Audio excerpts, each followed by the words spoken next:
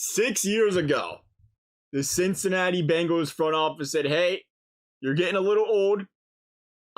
We feel like you're on the decline. You're not going to be as productive for us as you once was. We're not going to throw you the money.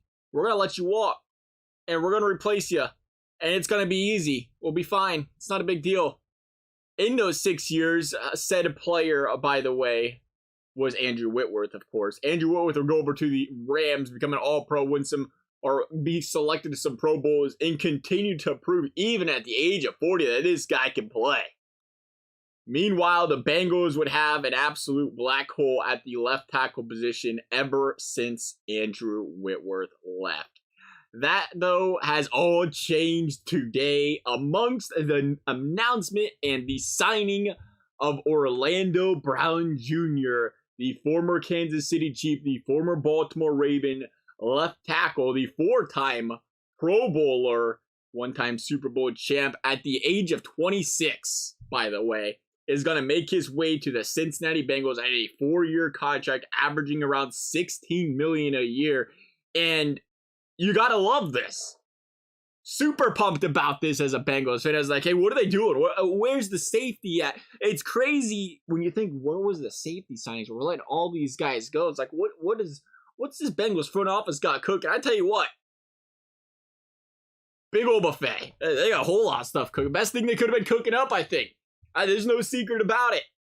It wasn't the Bengals were a safety short, a tight end short, a running back short, a wide receiver short, a linebacker. No, the Bengals were an offensive line short 2 straight seasons from 1 year winning the Super Bowl, the second year appearing in the Super Bowl. And the front office of this Cincinnati Bengals team has clearly noticed that. And they said, all right, let's throw $16 million a year at Orlando Brown Jr. to shore up the left tackle position.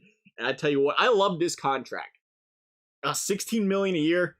You've seen some of these other guys go for 20. The one thing that really concerns me, and it baffles me, and I don't know if it's just Chiefs fans can tell me, I guess, better than I can understand. I don't really understand. I really stopped and thought about this for a little bit. First of all, because the first thing I thought was, if Chiefs fans are hating on this guy as much as they were before he was a Bengal, what was he doing wrong?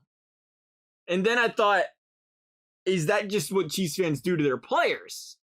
Or is there something he's doing wrong? Because I just stopped and thought, it's like, we could point out the flaws of Jesse Bates or Samaje Perine or Hayden Hurst. You know, we could go on the list. But the Bengals fan base, and you gotta give everyone credit for this, they never went out there and bashed on any of these guys. They wished them the best. Von Bell, same story. They wanted to see these guys go out and succeed and play well for their next future team. So I don't know if there's actually some real concerns about Orlando Brown here that we're not seeing, or if it's just the Chiefs they was done with this guy. I don't know. I don't know about that. But looking at the statistics, looking at the numbers, I mean, this guy's a huge improvement. Orlando Brown was the 18th ranked tackle in the league last season in win rate and pass protection last season. That's opposed to Jonah Williams and La'el Collins ranking 55th and 57th last season, respectively. Massive upgrade from that standpoint. You look, and Jonah Williams led the league in sacks allowed last season at 12. We're going to see Orlando Brown come in here at 4. Orlando Brown averaging 4 per year. And I mean, if that's the one thing you want to nitpick about Orlando Brown, if you want to debate if this guy's top 3 elite kind of, tackle is the elite of the elite, they don't allow 4 in 4 years, which sounds incredible when you really think about things. But Lane Johnson, David Bakhtiari, guys like that, they have allowed 1 or fewer sacks for like each of the last 3-4 seasons in the NFL. So you want to talk elite of elite, there it is. But maybe that's why you say, okay, that's why the Bengals got this guy for $16 million. He might not be the elite of the elite, but he is well above average. He's a massive improvement for the Bengals. But we're not going to play a negativity game here. We're going to see what happens with this guy. It's a completely different situation for this guy in Cincinnati than what it was for Kansas City. I almost wonder if a lot of this blame's getting pinned on Orlando Brown and not enough of it's been reflected upon Patrick Mahomes. Patrick Mahomes, now here's a tidbit of information that may surprise a lot of people. Release time.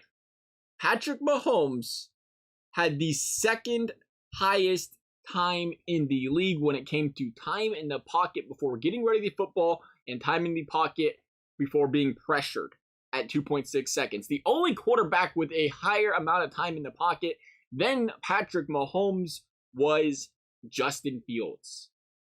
Digest that one for a little bit. when we talk about guys that hold on to the football for too long. But we bring this up. We're not trying to dig on Patrick Mahomes here. We bring this up because I feel like you got to consider that's because their offensive line's stellar. He's just got a chance to stand back there forever. Eventually, if you stand back there forever, though, somebody's going to let pressure on the quarterback and give up a sack.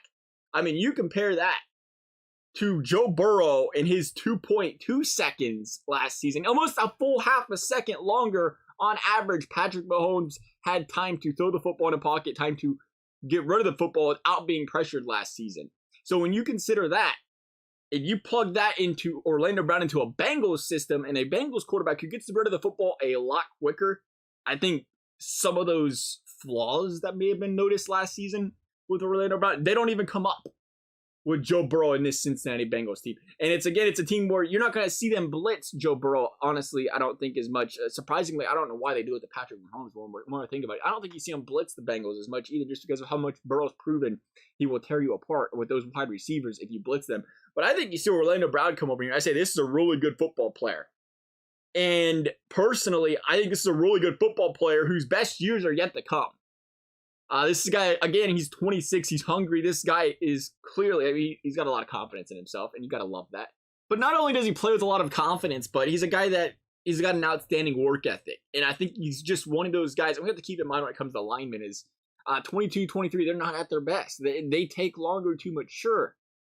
And we could see linemen 28, 29, 30 when they really, I don't want to get crazy, 28, 29, 30, but, that's when some of these guys can play some of their best ball.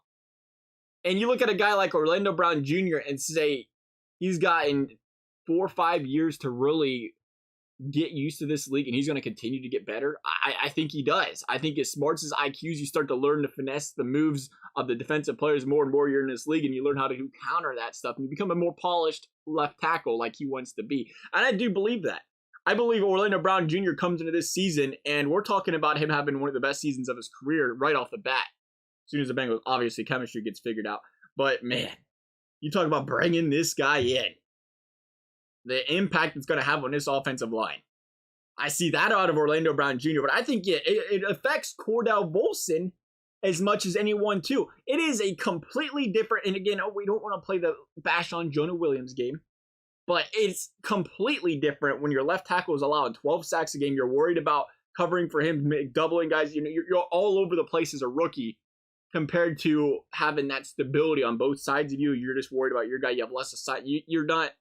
It's hard to properly explain it, but your assignments in is all over the place, and you got a little bit more stability and a chance to really get into the groove of things when these other guys around you can A, support you first of all, and B, control their own players or control their own men.